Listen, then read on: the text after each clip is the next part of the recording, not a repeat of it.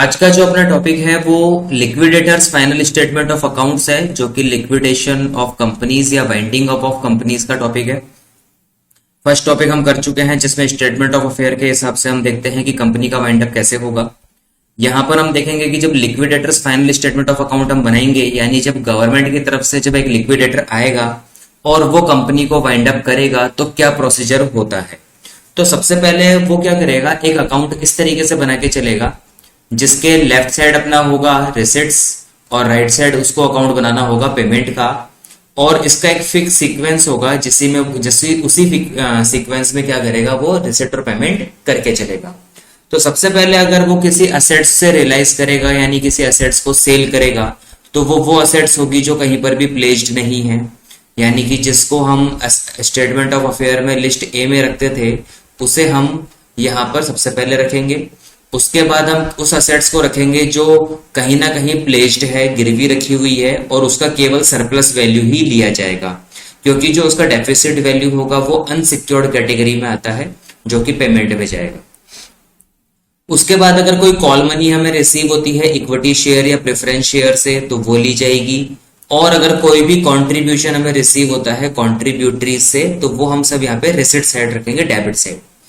उसके बाद जो पेमेंट हम करेंगे, तो पेमेंट का फिक्स सीक्वेंस है और इसी सीक्वेंस में हमें पेमेंट करना है। तो पहला जब भी हम पेमेंट करेंगे वो लीगल एक्सपेंसेस करेंगे, ठीक है। अगर कंपनी का कोई भी लीगल एक्सपेंसेस है वो सबसे पहले पेमेंट किया जाएगा।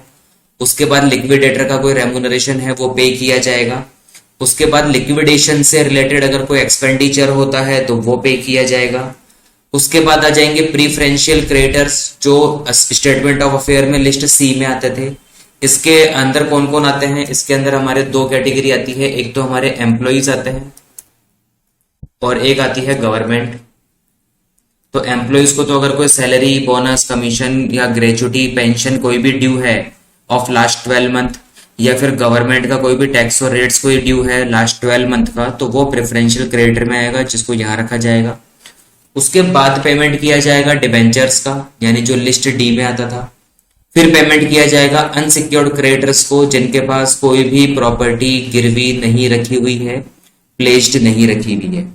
फिर उसके बाद शेयर कैपिटल का नंबर आ जाएगा, जिसमें सबसे पहले हम प्रेफरेंस शेयर कैपिटल को पेमेंट करेंगे और उसके बाद जो अमाउंट बच जाएगा वो हम इक्विटी शेयर को पेमेंट कर देंगे। लेकिन यहाँ पर एक बात ध्यान रखने वाली बात है कि बाई चांस अगर हमारा जो टोटल रिसीव्ड वैल्यू, ये जो टोटल रिसीव्ड वैल्यू है, अगर वो यहाँ पर किसी भी स्टेज पे एंड हो जाता है तो हमें अकाउंट को वहीं रोक देना है। मान लीजिए कि अनसिक्योर्ड क्रेडिटर पे ही हमारा पेमेंट क्या हो गया, खत्म हो गया, जो रिसीव्ड वैल्यू था वो खत्म हो गया, तो फिर हमें अकाउंट को यहीं खत्म कर देना है। हम प्रेफरेंस शेयर और इक्विटी शेयर को कोई पेमेंट नहीं कर पाएंगे। इन सारी सिचुएशंस को हम देखेंगे कुछ एग्जांपल्स के थ्रू। तो सबसे पहले जो आपका एग्जांपल है वो इलस्ट्रेशन नंबर 7 है, आप देख लीजिए। इलस्ट्रेशन नंबर 7 आपके सामने है। जैसे कंपनी है Mega limited went into liquidation on 31 March 2020, the balance sheet in its books on that date was as follows. अब हमें देखना क्या है बैलेंस शीट के अंदर। तो देखो, बैलेंस शीट में सबसे पहले आप ये देख लीजिए कि एक बार जो आपकी असेट्स और लायबिलिटीज पोजीशन है, एक बार उसको आप पढ़ लेना, क्योंकि असेट्स लायबिलिटीज की पोजीशन को पढ़ने के बाद आपका ये जो सीक्वेंस है वो काफी क्लियर हो जाएगा कि किस तरीके से आपको पेमेंट करके चलना है। तो सबसे पहले अगर हम देखेंगे तो 5260 इक्विटी शेयर्स 10 रुपीज वाले हैं हमारे पास, 52,600 के, कोई भी कॉल इन एरियर वगैरह नहीं है। तो यानी हम इक्विटी शेयर हैं, यानी प्रेफरेंस शेयर हमारे पास क्वेश्चन में नहीं है। उसके बाद स्टेटमेंट ऑफ P&L में डेफिनेटली लॉस ही होगा, जो कि 26,000 का लॉस है। इसके बाद नॉन करंट लायबिलिटी हमारे पास नहीं है, यानी कि कोई डिबेंचर या लोन वगैरह कोई भी हमारे पास नहीं है। हमारे पास है करंट लायबिलिटीज। अब करंट लायबिलिटीज में आपको मिल सकती है 3 टाइप की लायबिलिटी, ध्यान रखना। करंट लायबिलिटी में 3 टाइप की लायबिलिटी आपको मिलेगी। एक होगी सिक्योर्ड, एक होगी आपकी प्रेफरेंशियल क्रेडिटर्स और एक होंगे आपके अनसिक्योर्ड। तो सबसे पहले आपका काम रहेगा कि आप पहले सिक्योर्ड को और प्रेफरेंशियल क्रेडिटर को आइडेंटिफाई करो। उसके बाद जो भी करंट लायबिलिटी बच जाएंगी वो सारी आपकी जो होंगी वो कौन होंगी, अनसिक्योर्ड लायबिलिटीज में काउंट किया जाएगा। तो सबसे पहले हम बात कर रहे हैं बैंक ओवरड्राफ्ट की, ठीक है। उसके बाद ट्रेड पेबल के अंदर हमें दिया हुआ है ट्रेड क्रेडिटर्स और एक और हमें दिया हुआ है creditors holding lean on lease hold property. तो ऑब्वियस बात है जिसके पास लीज होल्ड प्रॉपर्टी रखी हुई है वो सिक्योर्ड है। तो बाकी का अगर जिसके आगे कुछ नहीं लिखा हुआ, फिलहाल हम उनको अनसिक्योर्ड मान के चलेंगे। उसके बाद अदर करंट लायबिलिटी में रेट्स एंड टैक्स की अगर हम बात कर रहे हैं जो कि लास्ट 6-8 मंथ के हैं, तो रेट्स और टैक्स हम गवर्नमेंट को पे करते हैं, तो गवर्नमेंट को पे करने वाला अमाउंट प्रीफरेंशियल क्रेडिटर होता है, ये अनसिक्योर्ड में नहीं आएगा। सैलरी एंड वेजेस ड्यू चल रही है, तो सैलरी वेजेस एम्प्लॉय की होती है, वो भी दिसंबर 19 की है, और हम मार्च 20 में हम क्या कर रहे हैं, लिक्विडेशन कर रहे हैं, तो केवल 4 महीने का ही फर्क है। तो इसका मतलब ये भी क्या है, प्रेफरेंशियल क्रेडिटर है। तो ये दो एलिमेंट जो है 400 रुपए और 1200 रुपए, ये दो हमारे एलिमेंट है प्रेफरेंशियल क्रेडिटर। इसके बाद मैनेजिंग डायरेक्टर जो होता है वो हमारा एम्प्लॉय कैटेगरी में नहीं होता, इसलिए मैनेजिंग डायरेक्टर, डायरेक्टर, मैनेजर, ये सब क्या होते हैं, टॉप लेवल मैनेजमेंट होते हैं, इनको एम्प्लॉय कैटेगरी में नहीं रखेंगे, इसलिए ये अनसिक्योर्ड क्रेडिटर में ही रहेंगे, प्रेफरेंशियल क्रेडिटर में नहीं आएंगे। उसके बाद हम प्रॉपर्टी की बात करें तो पीपीई में हमारे पास टेंजिबल दिया हुआ है लीज होल्ड प्रॉपर्टी। तो लीज होल्ड प्रॉपर्टी तो गिरवी रखी हुई है क्रेडिटर के पास, ये यहाँ पे क्रेडिटर के पास गिरवी रखा हुआ है। उसके बाद प्लांट एंड मशीनरी है, स्टॉक है, डेटर्स है और कैश है। अब नीचे हम देखते हैं कि हमारे पास एक्स्ट्रा इन्फॉर्मेशन में क्या क्या इन्फॉर्मेशन हमें गिवन है, और उसकी हेल्प से हम क्या करेंगे, अकाउंट बनाएंगे। तो लिक्विडेटर क्या करता है, कुछ असेट्स से रियलाइज करता है। तो देखो लीज होल्ड प्रॉपर्टी से उसको रियलाइज हुआ 8000। अब यहां पर देखने वाला है कि जो लीज होल्ड प्रॉपर्टी है वो गिरवी किसके पास है, वो क्रेडिटर के पास गिरवी है। Creditor holding lean on lease hold property 13,000, 13,000। तो क्रेडिटर की वैल्यू 13,000 है और लीज होल्ड प्रॉपर्टी की वैल्यू 8,000 है। तो ऑब्वियस बात है प्रॉपर्टी की वैल्यू कम है तो डेफिसिट होगा, 5,000 का डेफिसिट होगा। 13,000 की क्रेडिटर के लिए हम 8,000 का प्रॉपर्टी दे देंगे, लेकिन फिर भी हमें 5,000 रुपए और देने होंगे। तो उस 5,000 के लिए क्रेडिटर के पास कोई भी सिक्योरिटी नहीं है, इसलिए हम इसको कहेंगे कि ये अनसिक्योर्ड क्रेडिटर है, 5,000 रुपीज। प्लांट एंड मशीनरी से हमें मिलेगा 12,900, स्टॉक से हमें मिलेगा 14,500, डेटर से हमें मिलेगा 18,000। उसके बाद जो एक्सपेंसेस होंगे लिक्विडेशन में वो 290 रुपए होंगे। लिक्विडेटर का जो रेम्यूनरेशन है इसको बड़े ध्यान से आपको पढ़ना है कि लिक्विडेटर का जो रेम्यूनरेशन होगा वो पर्टिकुलर, अगर सीधा अमाउंट में दिया हुआ है तो कोई इश्यू नहीं है, लेकिन अगर परसेंटेज में दिया हुआ है तो किस चीज का परसेंटेज निकालना है वो बड़े ध्यान से पढ़ना है। Liquidator's remuneration was agreed at 2% on amount realised from the sale of asset. अब इसने बोला कि आप तो हमें 2% दे दो सेल ऑफ असेट का। अब सेल ऑफ असेट्स के आगे कोई ऐसा मेंशन नहीं है, तो चाहे वो प्लेज्ड हो चाहे वो प्लेज ना हो, हमें सारी असेट्स लेनी है, सेल ऑफ असेट्स। लेकिन इसमें एक असेट्स नहीं लेंगे, वो होगी कैश, क्योंकि कैश को आप सेल नहीं कर सकते। तो जिस भी असेट्स को आप सेल कर सकते हो उन सबको हम क्या करेंगे, काउंट करेंगे और 2% का हम क्या करेंगे, कमीशन निकालेंगे। And 1.5% on the amount paid to unsecured creditor including preferential creditor. यानी हम क्या करेंगे, 2% का तो कमीशन उसको देंगे सेल ऑफ असेट्स पे, और 1.5 का जो उसको कमीशन देंगे वो अनसिक्योर्ड क्रेडिटर पे देंगे, प्लस प्रेफरेंशियल क्रेडिटर पर भी देंगे, इंक्लूडिंग है। अगर क्वेश्चन में कुछ नहीं बोले तो प्रेफरेंशियल क्रेडिटर को हम इंक्लूडिंग ही मानेंगे, क्योंकि प्रेफरेंशियल क्रेडिटर होते तो अनसिक्योर्ड ही है, बस केवल उनका प्रेफरेंस पहले आ जाता है, लेकिन इनके पास कोई भी गिरवी नहीं रखा होता। जैसे गवर्नमेंट को हमें टैक्स पे करना है, सैलरी पे करना है, वेजेस पे करना है, या एम्प्लॉय को पे करना होता है सैलरी वेजेस, तो उनके पास कुछ भी गिरवी या कुछ भी प्लेस नहीं होता, तो होते तो ये अनसिक्योर्ड ही है, बस इनका सीक्वेंस पहले आता है।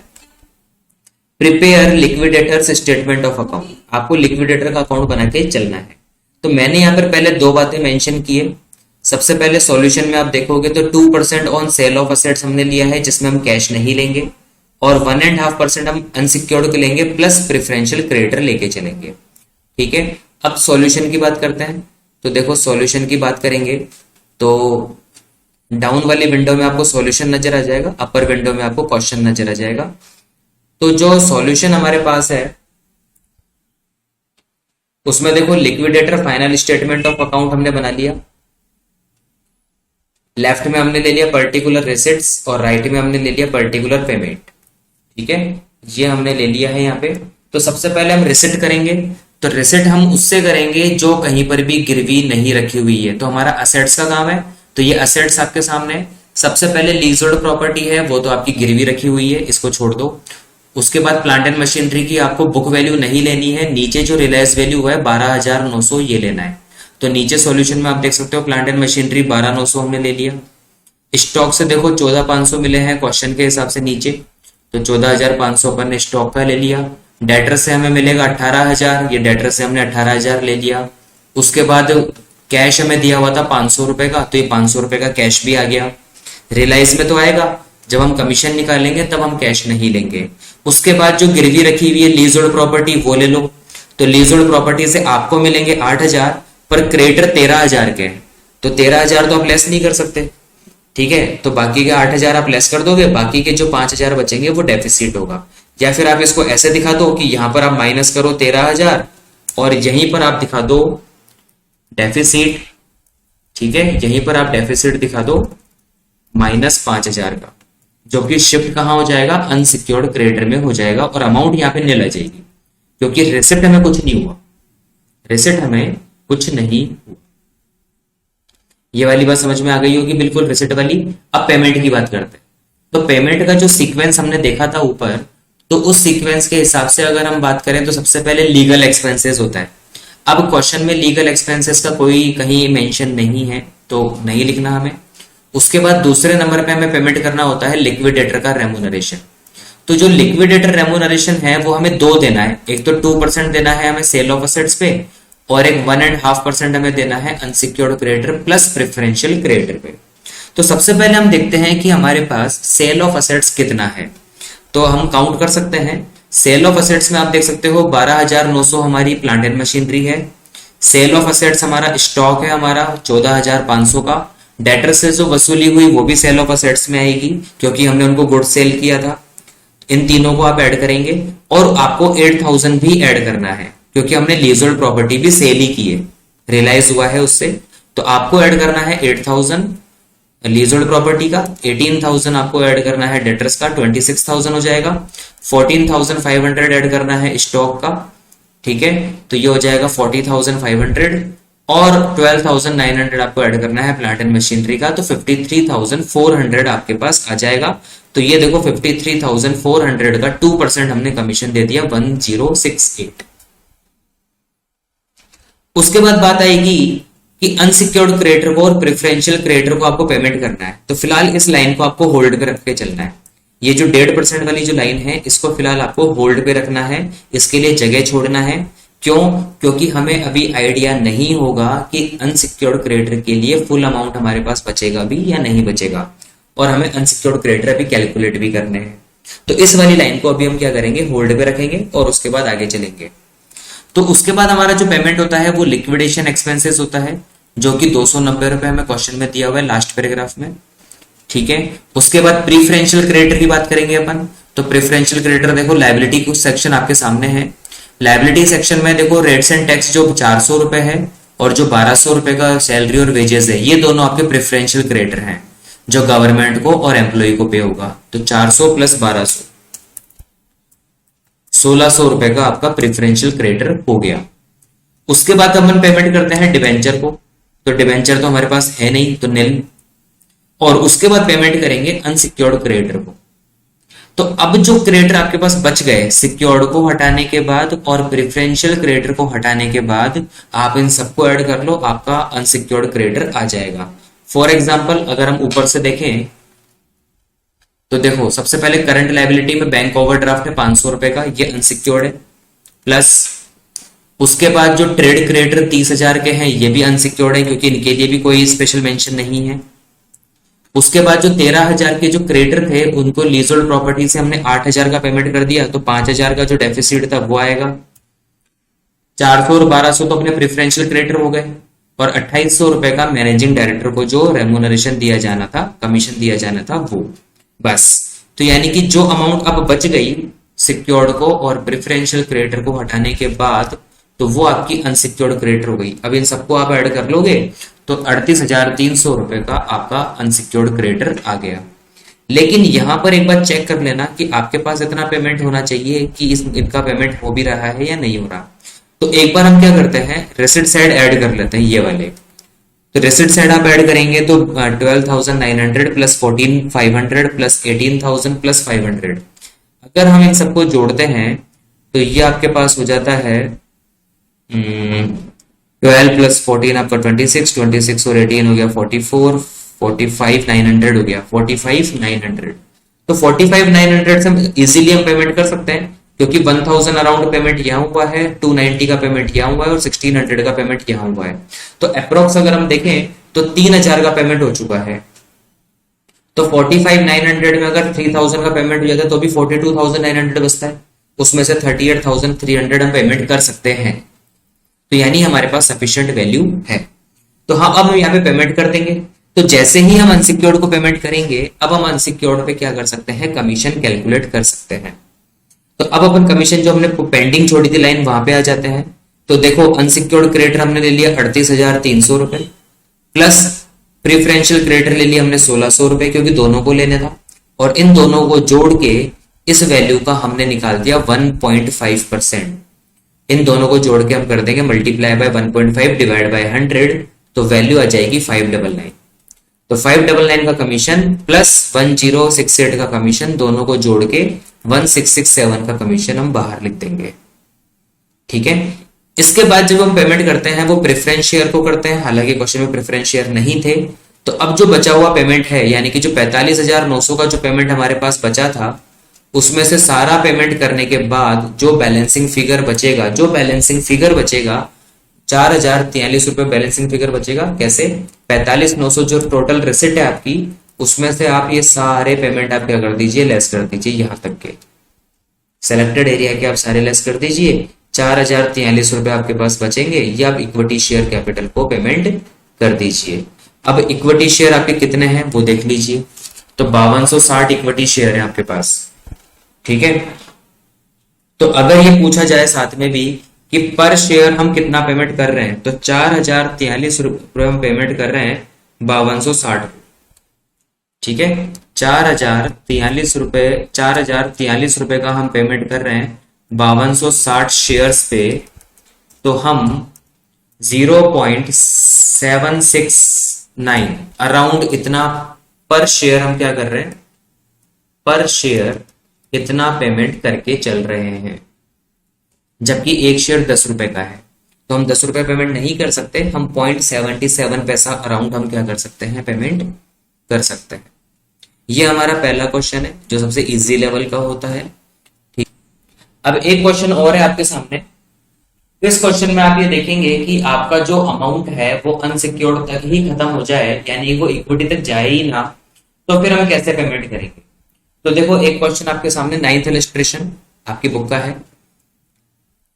एक्स कंपनी लिमिटेड एक कंपनी है जो लिक्विडेशन में चली गई, उसके पास सिक्योर्ड क्रेडिटर हैं 20,000 रुपए के।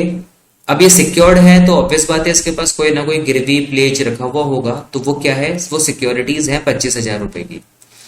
उसके बाद प्रेफरेंशियल क्रेडिटर आपको दे रखे हैं 6,000 रुपए के, और अनसिक्योर्ड क्रेडिटर आपको दे रखे हैं 30,500 रुपए के। लिक्विडेटर का जो खर्चा हुआ, अपनी पॉकेट से जो खर्चा हुआ, वो 252 का खर्चा हुआ। लिक्विडेटर को जो हम कमीशन देंगे वो 3% कमीशन देंगे, किस पे, अमाउंट रियलाइज्ड पे। तो जो भी अमाउंट रियलाइज्ड होगा, अब यहां पर भी कोई मेंशन नहीं है, तो प्लेस्ड भी लेंगे और नॉन प्लेस्ड भी लेंगे।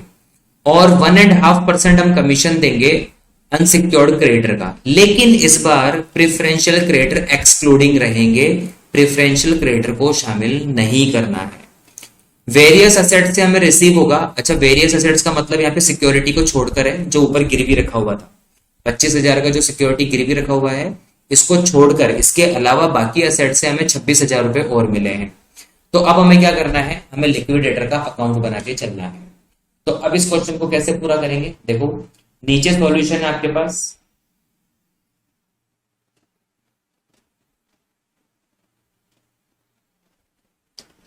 आपको वही अकाउंट बना लेना है बिल्कुल वापस से, पर्टिकुलर और पेमेंट और रिसिट का।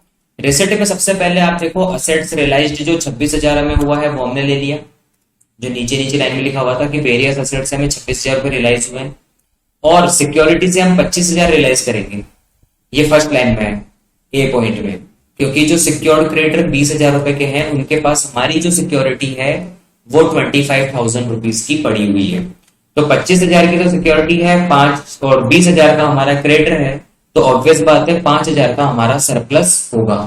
तो इस तरीके से हम देख सकते हैं 26,000 तो नॉन प्लेज्ड है और 5,000 सरप्लस है प्लेज्ड से, तो टोटल जो रिसिट हमारे पास हुआ वो 31,000 का हो गया। यानी हम टोटल पेमेंट 31,000 तक पेमेंट कर सकते हैं, इससे ज्यादा पेमेंट नहीं कर सकते। अब अगर पेमेंट की बात करेंगे तो पेमेंट में सबसे पहले लीगल एक्सपेंसेस आता है जो कि क्वेश्चन में नहीं है।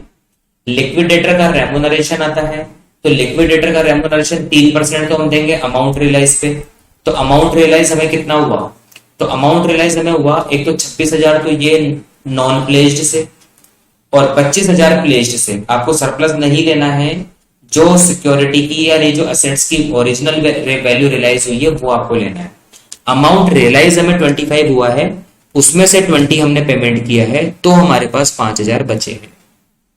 तो 25 और 1000 और 26,000 दोनों को आप ऐड कर लो, 51,000 हो जाएगा। 51,000 का 3% हम 1,530 रुपीज हम कमीशन दे देंगे।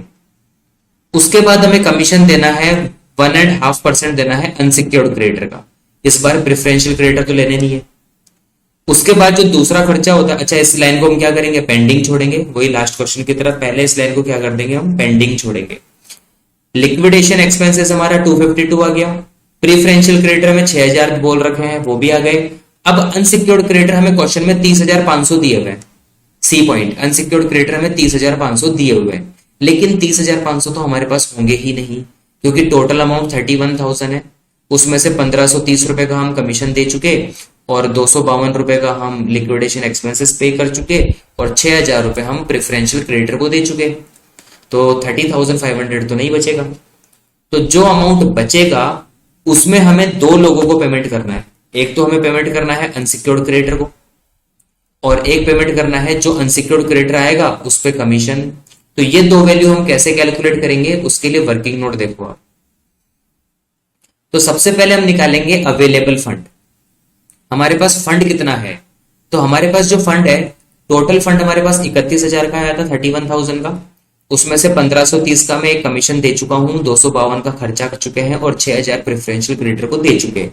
तो अब हमारे पास बच रहे हैं 23,218, 23,218 रुपए अब हमारे पास बच रहे हैं। लेकिन ये टोटल अमाउंट हमें दो लोगों को पेमेंट करना है। ये 23,218 मुझे एक तो अनसिक्योर्ड क्रेडिटर को देना है, प्लस मुझे एक रेम्यूनरेशन देना है 1.5% ऑन अनसिक्योर्ड क्रेडिटर। ठीक है, ये जो रेम्यूनरेशन है वो कितना है, ये रेम्यूनरेशन है 1.5% ऑन अनसिक्योर्ड क्रेडिटर्स। ठीक है, तो यानी मैं ये कह सकता हूं, मैं यहां पे अज्यूम कर सकता हूं, लेट अज्यूम कर सकते हैं हम यहां पे लेट कि जो अनसिक्योर्ड क्रेडिटर्स हैं, जो अनसिक्योर्ड क्रेडिटर्स हैं हम उनको ए मान लेते हैं। अज्यूम कर लेते हैं हम कि हमारा जो अनसिक्योर्ड क्रेडिटर है वो ए है, यानी कि 23,218 रुपए हम ए को पेमेंट करेंगे, यानी अनसिक्योर्ड को पेमेंट करेंगे, प्लस ए का 1.5% पेमेंट करेंगे। दैट इज ए का 1.5% हम ऐसे भी लिख सकते हैं, ए प्लस 0.015 ए। अगर 1 ए का मतलब 1 ए होता है और 1 का अगर आप 1.5% निकालोगे तो 0.015 आएगा। तो एक तो हो गया ये अनसिक्योर्ड क्रेडिटर, प्लस ये हो गया अनसिक्योर्ड क्रेडिटर का 1.5%, 1.5%। अगर हम इन दोनों वैल्यू को जोड़ लें तो 1.015 ए हो जाएगा 23,218 के बराबर। तो अब आप ए की वैल्यू निकाल सकते हो। 23,218 में 1.015 का डिवाइड करोगे तो ए की वैल्यू आ गई 22,875। तो ये जो 22,875 आया है वो ए की वैल्यू आई है और ए हमने माना था अनसिक्योर्ड क्रेडिटर। तो 22,875 आप लिख दीजिए अनसिक्योर्ड क्रेडिटर में। ये 22,875 हमने लिख दिए अनसिक्योर्ड क्रेडिटर में और 22,875 का 1.5% कमीशन हमने निकाल दिया 343 रुपए। तो 343 और 1,530 को जोड़ के 1,873 रुपए बाहर आ जाएगा। सब वैल्यू को आप जोड़ के देख लेना, 31,000 का पेमेंट पूरा हो जाएगा। अब देखो थर्ड टाइप का एक क्वेश्चन और है हमारे पास, इसमें थोड़ा सा चेंजेस आपको देखने को और मिलेगा। इसका पहले क्वेश्चन देखते हैं, फिर बताता हूं कि इसका टॉपिक क्या है, किस तरीके से इसमें चेंजेस आपको देखने को मिलेगा। तो क्वेश्चन आपके सामने है, following was the position of S limited as the 31 March 2020। Property आपके पास दिया हुआ है 1,80,000 का। ध्यान रखना ये पोजीशन है, इसका मतलब ये बुक वैल्यू है, ये रियलाइज्ड वैल्यू नहीं है, ये बुक वैल्यूज है सारी। प्रॉपर्टी आपकी 180 की है, मशीनरी आपकी 60,000 की है, स्टॉक आपका 20,000 का है, P&L में डेबिट बैलेंस आपका 10,000 का यानी कि लॉस है आपके पास। अनसिक्योर्ड क्रेडिटर आपको दे रखे हैं 14,000 के। क्लियर बोल रहा हुआ है, अनसिक्योर्ड है तो ये अनसिक्योर्ड ही है। इनकम टैक्स किसको पे करते हैं? गवर्नमेंट को पे करते हैं, तो यानी ये प्रिफरेंशियल क्रेडिटर है 4,000। मॉर्गेज लोन हमारा है 20,000 का, 5% डिबेंचर है 1,00,000 रुपए के, 8,000 6% प्रेफरेंस शेयर 10 रुपीज ईच है तो 80,000 के प्रेफरेंस शेयर हैं, और 5200 इक्विटी शेयर 10 रुपीज वाले हैं तो 52,000 हमारे इक्विटी शेयर है। ये तो पोजीशन है। अब debenture holders having a floating charge on all the assets of the company, a receiver has been appointed by the debenture holder.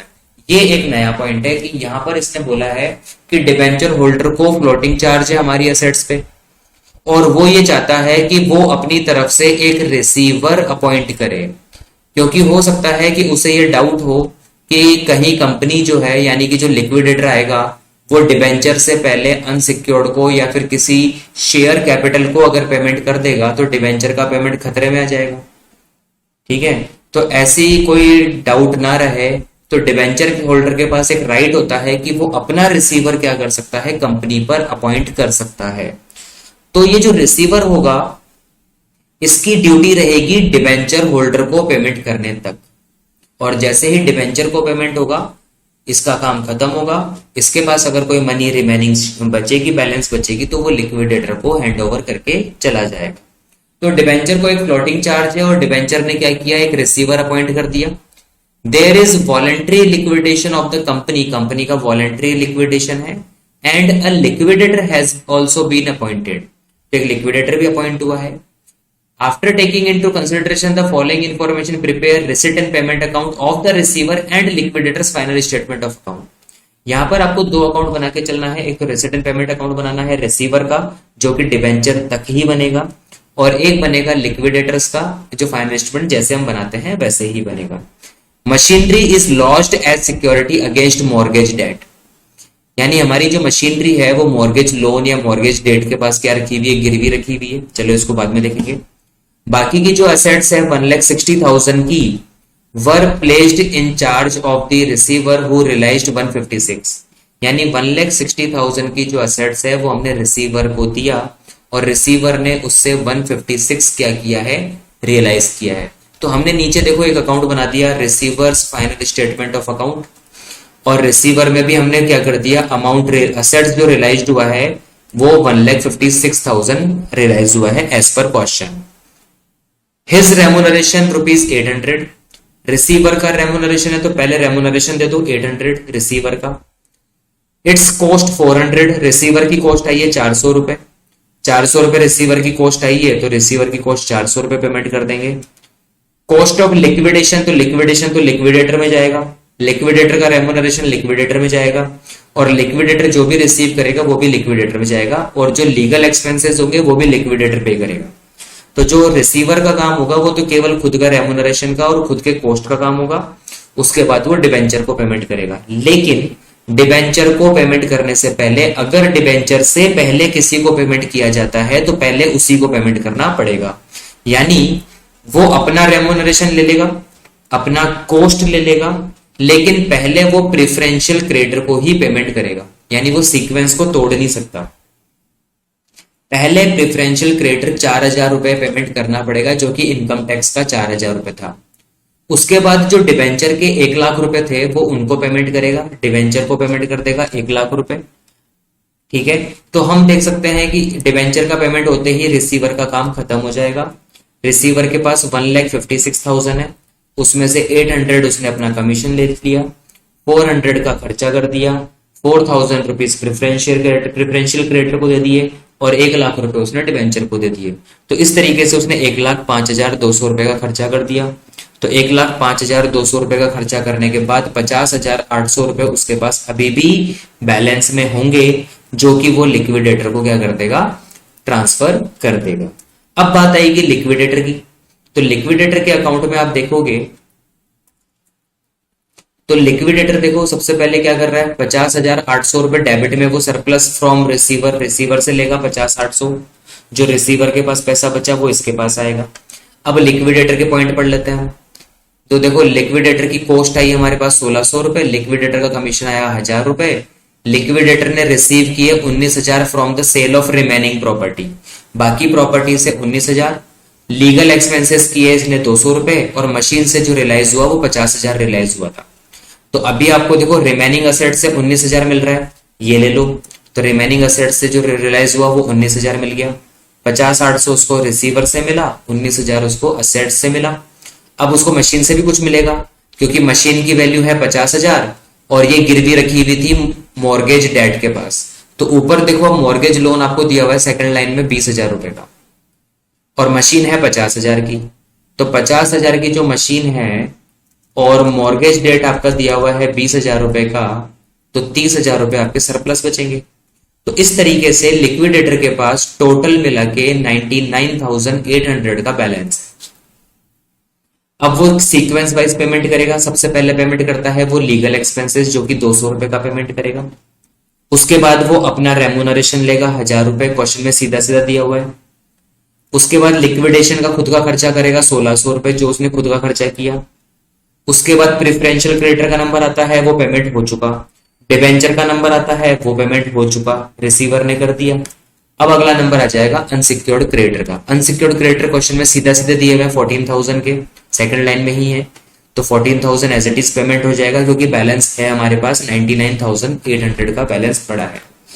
उसके बाद प्रेफरेंस शेयर कैपिटल को भी पेमेंट हो जाएगा जो कि 8,000 शेयर 10 रुपए वाले 80,000 के थे। ठीक है, इन सबको पेमेंट करने के बाद बैलेंसिंग फिगर हमारे पास बचेगा केवल 3,000 रुपए जो कि हम इक्विटी शेयर कैपिटल को पेमेंट कर देंगे। तो ये भी बिल्कुल सेम ही क्वेश्चन है, बस इसके दो पार्ट हो गए कि हमारे पास रिसीवर भी आएगा और हमारे पास लिक्विडेटर भी होगा। तो इस तरीके से जो लिक्विडेशन के मोस्ट इंपोर्टेंट टॉपिक बन सकते हैं उनमें से 3 एग्जाम्पल यहाँ पे सामने आपको करवाए हैं। ठीक है, और आपको समझ में आ गए होंगे। अब अगर इसके रिगार्डिंग कोई प्रॉब्लम है तो हम उसमें बात कर सकते हैं।